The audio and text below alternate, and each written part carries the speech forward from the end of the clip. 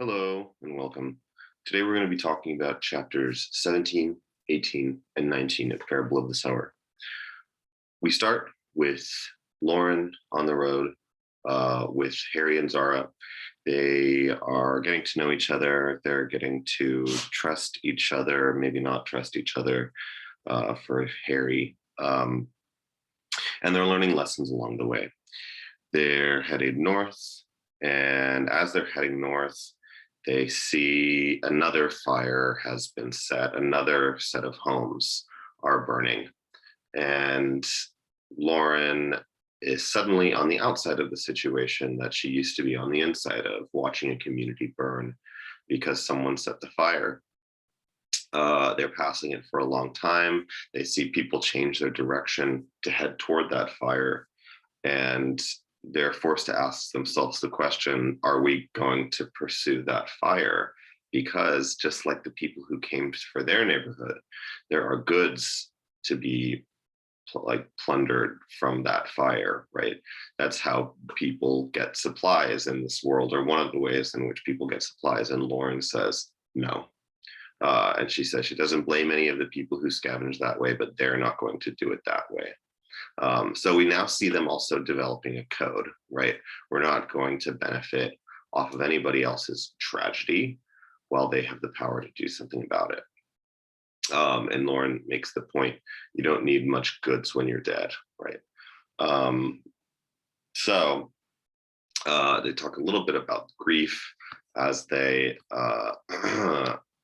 as they move forward, that they're continuously reminded of what they've been through. So not only do they have to carry, the the things on their back and carry each other, but they also have to carry their grief with them. They are marked by what they've been through.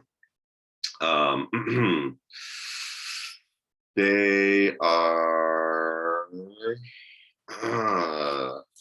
They describe. And so Lauren is having continuous conversations with Harry about her Earthseed passages. Um,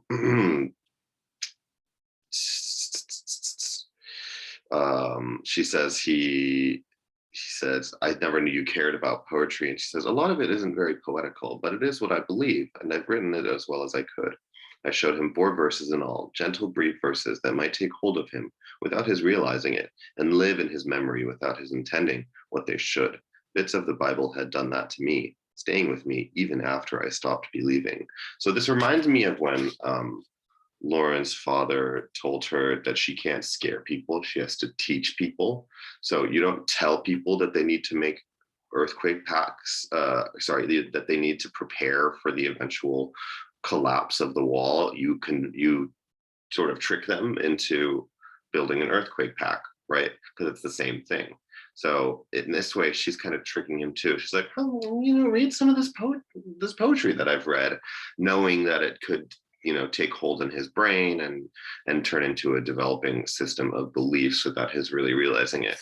Is it manipulation? Sort of, but all good leaders and engage in a little bit of manipulation. So it's interesting watching her become a leader, to figure out how she can spread these ideas that she's developing. And a few issues come up. Harry and Zara are naturally attracted to each other.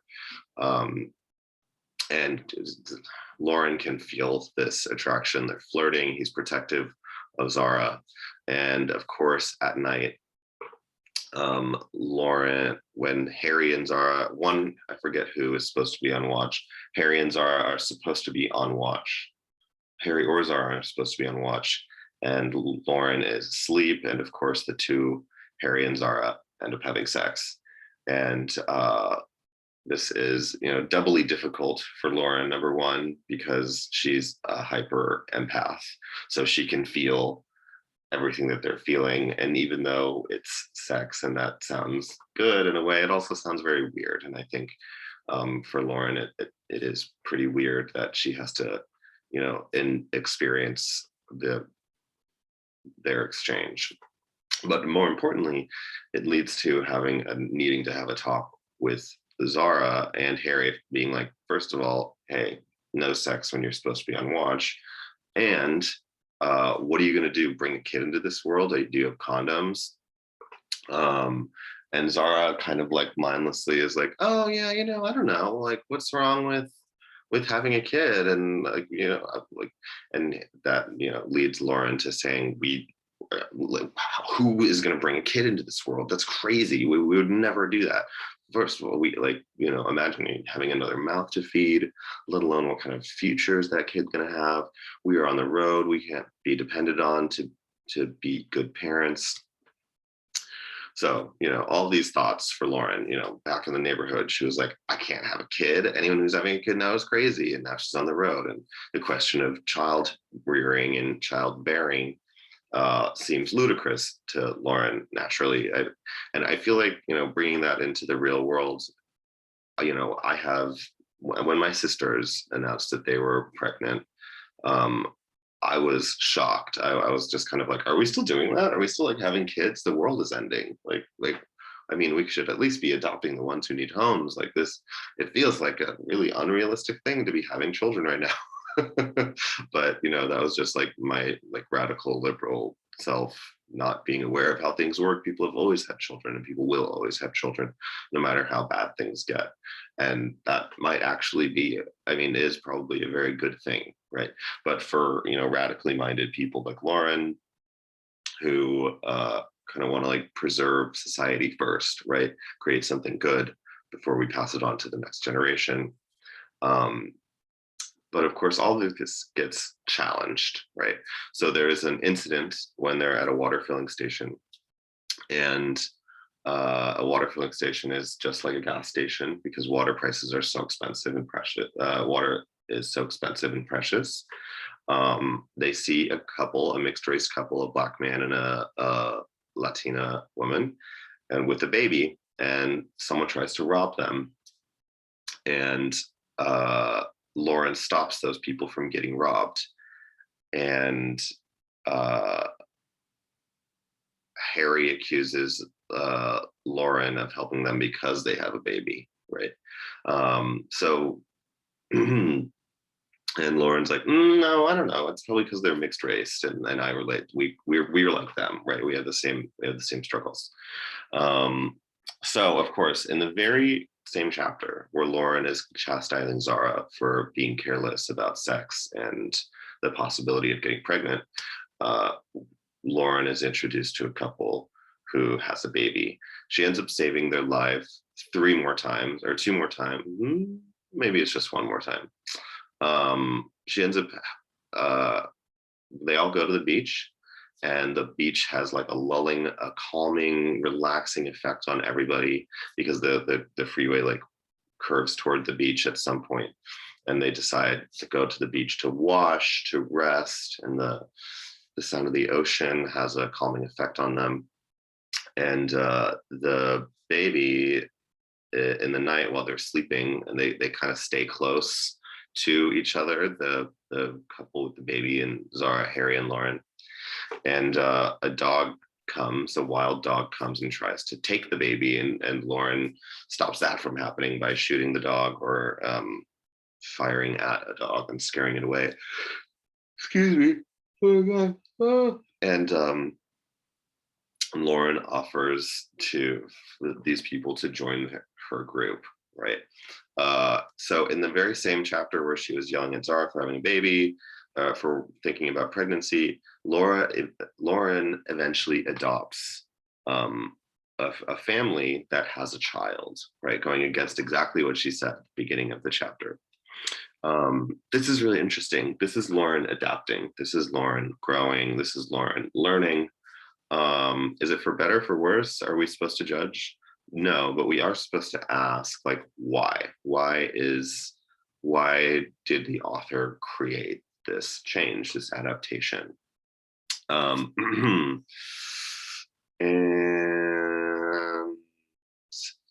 they talk about, so again, back to the theme of who do we trust, right? Lauren explains that Travis and Natividad, being mixed race like their group, makes them their natural allies, right? Because it's still a racist world where people of mixed race or minority races catch hell out there, like Lauren says. So she says, why wouldn't we ask them to join our group? I'll talk about who Travis and Natividad are in a little bit, but first I want to get through some more event stuff. So they sit there and they get to know each other. They kind of exchange stories about where they've been, what they've done, and eventually Travis and Natividad ask what Lauren is writing, right? And Lauren gets to, again, dive into all of her Earthseed stuff. And again, so here's another way that Earthseed is a little bit like religion, or a little bit like Christianity or any other faith. Once or twice each week, the gathering of Earthseed is a good and necessary thing. It vents emotion and quiets the mind. It focuses attention, strengthens purpose, unifies people. It's developed a system of church, right? Now you go to church once a week to kind of strengthen your beliefs, talk to God, vent emotion, and in Earthseed, you do all of this as well. We have our day of rest, this religious talk. So they have this conversation about Earthseed, and Travis starts challenging her on things. He says, "You made it up," and she says, "If I could analyze the contents of this rock, of this stone, would you say that I had made it up?" As a point of, I observed it. And he says, "How did you get your ideas about God?" And she says, "I was looking for God. I wasn't looking for mythology or mysticism or magic. I didn't know whether there was a God to find, but I wanted to know. God would have to be a power that could not be defied by anyone or anything." So she's telling about how she found God and how it had to be something that she could see. And then Harry comes up and starts defending her ideas as well, sort of like saying God is the second law of thermodynamics. "That's an aspect of God," I said to Travis. "Do you know about the second law?" He nodded. "Entropy, the idea that the natural flow of heat is from something hot to something cold, not the other way around. So the universe is cooling down, running down, dissipating its energy." So bringing God back to this idea of science, right? This idea that God is a force, a natural occurring force, rather than being in the sky. Show me a more pervasive power than change, Lauren says. It isn't just entropy. God is more complex than that. Human behavior alone should teach you that much. And there's still more complexity when you're dealing with several things at once, as you always are. There are all kinds of change in the universe. Every now and then, Travis would ask me another question or toss me another challenge to Earthseed, and I would try to answer without preaching him a sermon, which was hard. I think I managed it most of the time. Zara and Natividad got into an argument about whether I was talking about a male god or a female god. When I pointed out that change had no sex at all and wasn't a person, they were confused, but not dismissive. I love that they're like debating different aspects. Like it's so much just like normal organized religion, and yet nothing like normal organized religion, right? It's a set of ideas, a set of beliefs, and they're sitting there like philosophers, tossing it back and forth and trying to figure it out. And finally, I love the most important is there's two things. They say, Travis says, "Your stuff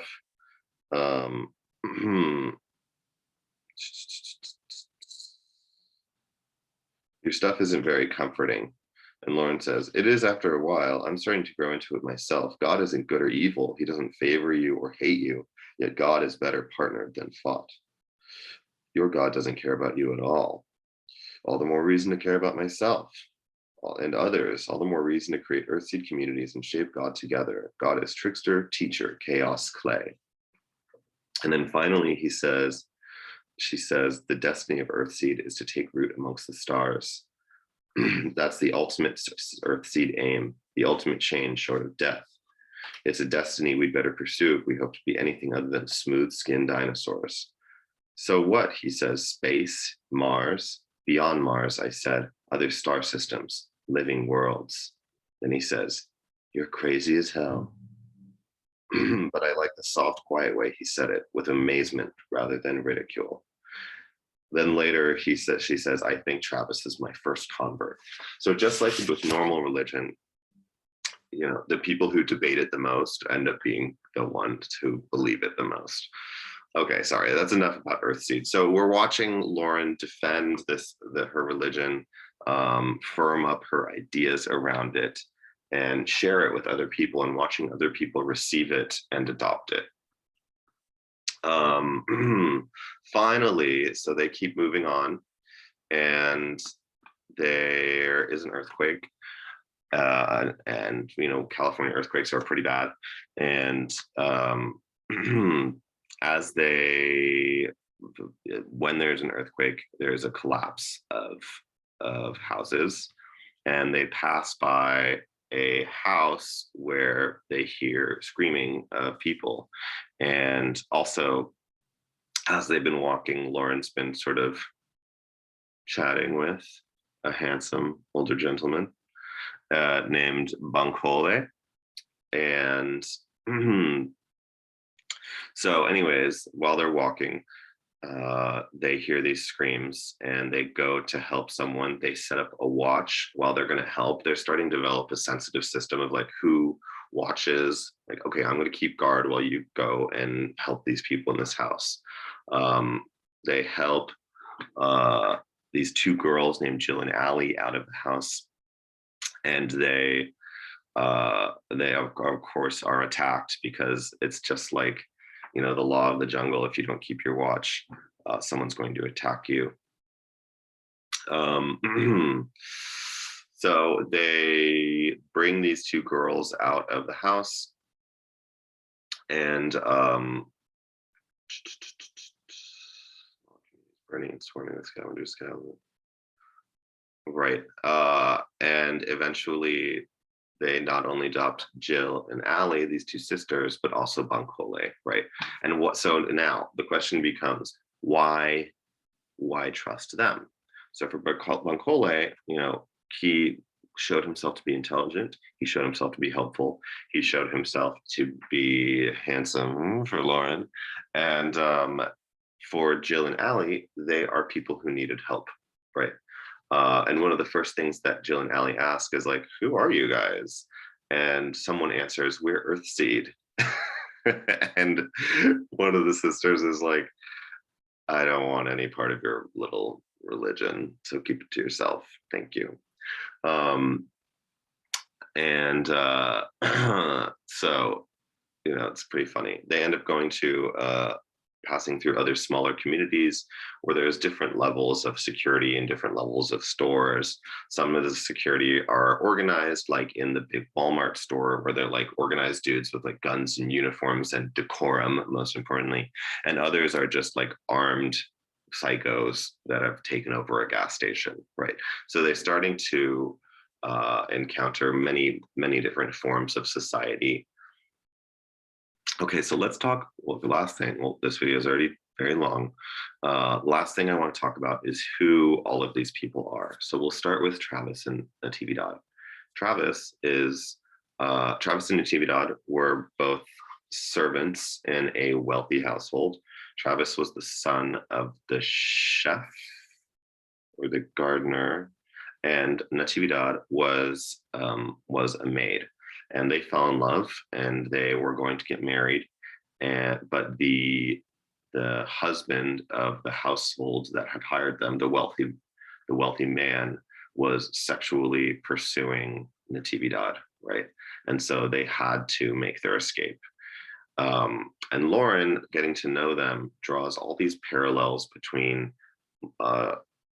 traditional slavery and the power dynamics in a household in the South, in the slave-owning South, and the household that Travis and Natividad lived in, right? Travis teaches himself things from having access to their library that the wife of the wealthy man allowed him to do. And she relates that to, well, that's actually the story of Frederick Douglass, who taught himself how to read and write with the help of his his mistress, even though it was forbidden. She also relates it to that because slave holders had free access to their women and probably their men if they wanted, in a horribly corrupt system of legalized rape, right? And also that the slave owners had the power over to say whether or not slaves were allowed to get married. So Travis and Tibidad have to escape, which is another parallel to slavery. So they have a past of trauma. And this is yet another instance of a form of slavery that we are introduced to in this book. There's so many different versions of slavery. Let's review. We have Zara Moss, who was sort of a former slave.